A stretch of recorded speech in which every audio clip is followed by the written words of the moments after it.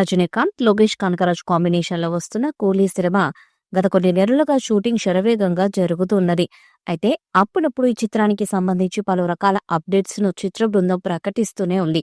ముఖ్యంగా నాగార్జున, శృతి హాసన్, ఉపేంద్ర తదితర నటీనటులు ఇందులో నటిస్తూ ఉన్నారు.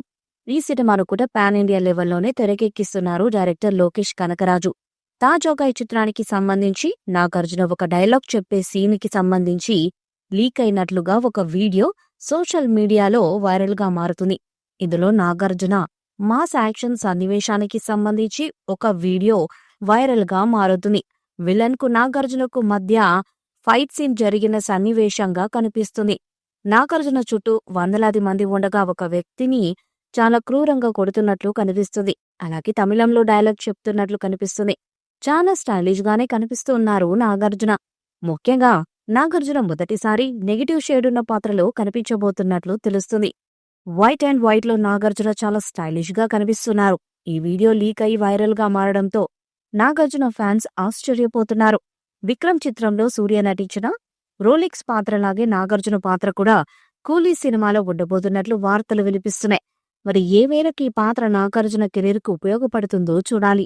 ఇప్పటి వరకు చిత్ర బృందం కేవలం పోస్టర్స్ తోనే అదరగొట్టేశారు. సంగీతాన్ని అనిరుద్ధ్ రవిచందర్ అందిస్తూ ఉన్నారు. అయితే తెలుగులో మాత్రం ఇంకా నాగార్జున తన సినిమాని మొదలుపెట్టలేదు. ఈ మూవీ భారీ కాస్టింగ్ తో రూపొందుతుంది. హీరోయిన్ పూజా హెగ్డే ఈ మూవీలో ఒక పాటలో మాత్రమే డాన్స్ చేశారు. ఐటెం సాంగ్ గా దీన్ని తీర్చిదిద్దుతున్నారు. దీనికోసమే ఆమె భారీగా రెమ్యునరేషన్ ను అందుకుంది. ఈ సినిమా కోసం కేవలం రజనీ ఫ్యాన్స్ మాత్రమే కాదు, తమిళ సినీ ఇండస్ట్రీ మొత్తం ఎంతో ఆతృతగా ఎదురుచూస్తుంది.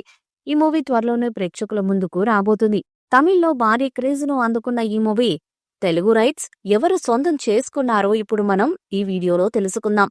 తమిళ సినీ అభిమానులు ఎప్పుడెప్పుడా అని ఎదురు చూస్తున్న రజనీ మూవీ ఎట్టకేలకు థియేటర్స్ లో రిలీజ్ అయ్యేందుకు సిద్ధంగా ఉంది. ఇండియన్ బాక్సాఫీస్ వద్ద ఇప్పటి వరకు టాలీవుడ్, శాండల్వుడ్, బాలీవుడ్ చిత్రాలకు 1000 కోట్ల రూపాయల గ్రాస్ సినిమాలున్నాయి. కానీ కోలీవుడ్కి మాత్రమే 1000 కోట్ల సినిమా లేదు.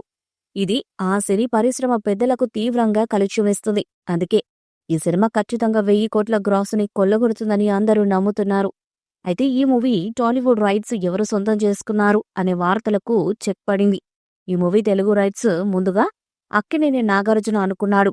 కానీ తప్పుకున్నారు. ఆ తర్వాత సురేష్ ప్రొడక్షన్ కొనుగోలు చెయ్యాలని అనుకున్నారు. చివరకు ప్రముఖ నిర్మాత నాగవంశీ 40 కోట్లకు సొంతం చేసుకున్నాడని సమాచారం. దీనిపై అధికారిక ప్రకటన రావాల్సి ఉంది.